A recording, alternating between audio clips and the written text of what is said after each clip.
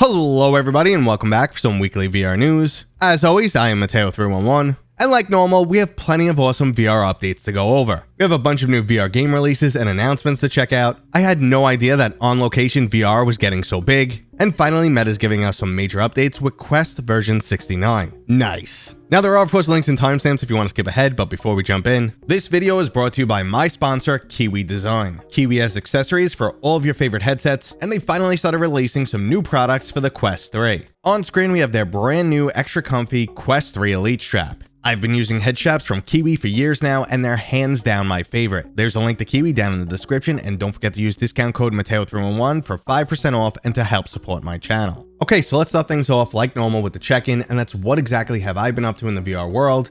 And unfortunately, it looks like I'm going to be a dirty little cheater for a while, because between Space Marine dropping and Astrobot on the PlayStation, yeah, I'm on flat screen right now. But I wanted to bring this up because it's kind of a tragedy that Astrobot didn't make it to VR, but again, I understand why. Like, the game is awesome. There's no way around it. I'm playing with my family. We're all enjoying it, but it wouldn't have reached the same audience if it was VR only, especially if it was PlayStation VR 2 only. So I get it. You know, the developers have proven themselves. They wanted to do a bigger project. Between Astrobot Rescue Mission and Astro's Playroom, which released for free for PlayStation 5, now it's their time to shine, and they're kicking butt. So it sucks it's not in VR. I'm really upset about that, but the game is kick-ass, and it's hitting a bigger audience, and I'm happy for them. But let's not make this check-in any longer than it needs to be. I just wanted to say that I will still be playing all of the new VR game releases. So if there's something specifically that you want to see, please drop it in the comments. I'll do my best to cover it during Friday's First Impressions video. So yes, I will fit in the VR in between all of my flat screen gaming, but for now, let's move on to this week's new releases. First up, Chernobyl Again. This is an adventure title that's actually designed after 3D scans of the real-life Chernobyl exclusion zone. The gameplay promises some interesting plot twists, as your main goal will be to travel through time and space and prevent Chernobyl from ever exploding. Now, in order to do that, you'll have to solve some complex puzzles, and once again, a new release is suddenly intriguing me. Originally from the trailer, I thought they were aiming for an Into the Radius clone, but this sounds completely different, and I like the direction they went in. Now, sticking with a bit of a horror theme, but moving into PvP, we have Mannequin. This is a unique game of cat and mouse combined with prop hunt. One team takes on the role of agents, trying to track down these alien creatures that can freeze people in time. And those creatures have the reverse goal, aiming to take down the agents, but they bring a truly unique skill to the table, namely the ability to camouflage in plain sight. As an alien creature, anytime you stop moving, you'll take on the role of just another frozen human mannequin. Now, agents will have some tools to help track you down, but it's really anyone's game, and one wrong move will cost you. Now, I'm thinking about doing a video with a bunch of other content creators where we play this, and if you're interested in seeing that, please let me know down in the comments right now. I've already played the game's early access, and they should be a ton of fun with friends. Now, speaking of fun with friends, it looks like our next game might just need them to be any fun at all, or maybe I'm just being way too harsh on this game's trailer. Extinction is an arcade-style shooter that you can play in both single-player and co-op modes, and it looks like you'll be blasting through some low-polygon zombie and demon-like creatures. There's also 10 different maps to explore, epic boss battles, and a full progression system with character customization. Now again, I'll reserve judgment until I actually try this game, but overall it's just not looking fantastic. And I'll also reserve my judgment for Hotel R&R Rockstar Simulator. This is an older psvr title that's being ported to the Quest, and it'll basically have you going through a series of different levels where you get to trash everything with some awesome physics-based destruction. Now, I never played the original, but it does sound kind of fun and cathartic, but I think most of us feel like VR should be moving beyond these tech demo style games. Now, if those games aren't doing it for you, you might want to jump back into Beat Saber, because Eminem's latest hit song Houdini is now available. But if you're not an Eminem fan and you're looking for some new games, the studio behind the amazing Fisher's Tale series just gave us a nice little tease. One True Path is promising to be much more than just another shooter, as it supposedly has a twist that will surprise and delight new players and fans of old school paper and pencil adventure titles. Now, I have to say that, combined with the fact that the Fisherman Tale games were pretty awesome, I'm definitely intrigued here. You know, what is this pen and paper style they're going for? Artistically, it looks great, and it's coming to Quest 3 and PCVR, so I think they could do a lot here. I'm intrigued, definitely waiting to see more, but let's move on to another title that also excited me. If you previously tried the mixed reality bomber drone demo, you'd know there's definitely something there. Well, that's exactly what Flat the VR Studios believed, and they're now working with the original developer to turn this into a much bigger title called Sky Runner. Now, Skyrunner was actually one of the secret demos I tried at Gamescom that I wasn't allowed to talk about until it was officially announced. Now, when I tried it, I said, oh, it looks like you guys ripped off Bomber Drone. Have you tried that? Because this feels the same. And they said, yeah, this is from the same developer, but we're working with them now and just expanding it. We had a million ideas of how to make it into a big, robust game with lots of mechanics. And they showed off a bunch to me, and I said, yep, you're onto something. This is going to be a really cool mixed reality experience. Again, I've covered Bomber Drone in the past, thought it was really cool, just, not a lot of content. So making it into a full-fledged game, this is going to be a solid title. Excited for that. I know mixed reality isn't everyone's bag, but it's cool. If you're into mixed reality, this is going to be a good title.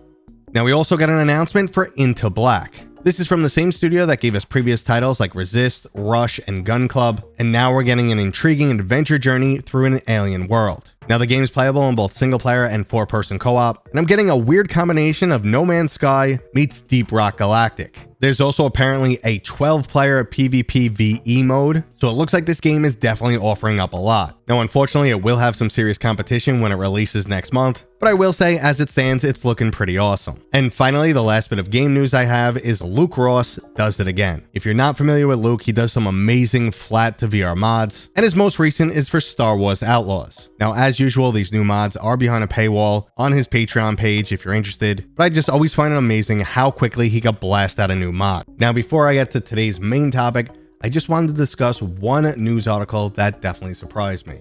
I had no idea that on-location VR attractions were getting so popular. Apparently, Sandbox VR is going to open up 280 additional locations on top of the 50 they already have over the next 4 years. I had no idea they could be so successful. The only location close to me that I've always wanted to go to was in New York City, and it closed down during COVID. So I've never got to experience an on-location VR experience like that. However, I mentioned this article because I am going to a location in the near future. I will be doing some live coverage. So I can't wait to show that to you guys. It should be exciting. If you have any experience with on-location, VR places like this, please let me know down in the comments. I want to know how you guys feel about it, what you think, if you're interested in me covering these things, even though I already have one planned in the future. If you guys like it, maybe it's something we'll do more often. I'm going to go there with a bunch of people. It should be a really fun experience. But let's get to those huge Quest version 69 nice updates. So like normal, if you're waiting for your Quest update, just know that they always use a dynamic rollout, and it usually takes 1 to 2 weeks before the entire user base has access to these new features. Now, I already have access to version 69. I've been playing around with it, recorded a little bit of footage, and immediately you see some nice changes. But in typical meta or Quest fashion, some things get better while other things just get quirkier or break or introduce new issues. Like, I was immediately introduced to the screen going from my floor to my ceiling when I opened up version 69, which went away quickly but was very bizarre, and the resolution was horrible, and it was like, what is going on? Did the interface change to a whole room interface? Nope, it was just quirkiness, which happens on the Quest all the time.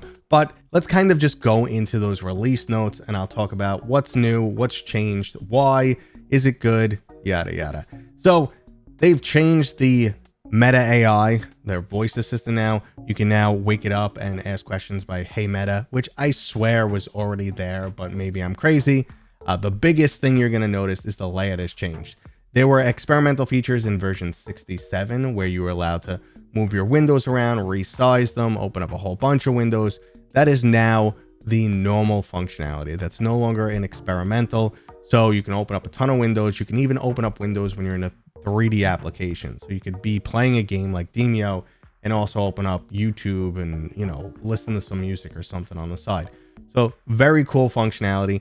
It will hit the performance, especially when you start opening up a ton of windows. Like 5-6 windows, my performance while recording was going to crap. I like the options there, just be aware. They've also added spatial audio to those windows. So if you put a window behind you, you'll hear it behind you. Nice. You also have a feature that has been missing forever. You can now remove apps from your library. Why you couldn't? I don't know, just to drive you nuts. Bluetooth pairing has been enhanced. Again, there's seamless multitasking, which I mentioned. You could open up a bunch of these windows and use them in different manners. They've also changed the adaptive backlighting. So the world will react to what's on screen. I haven't really noticed it yet, but I haven't been looking for it. It's just nice to see these little features, you know, to make the entire experience a little bit more interactive, immersive. I was lacking for a word there.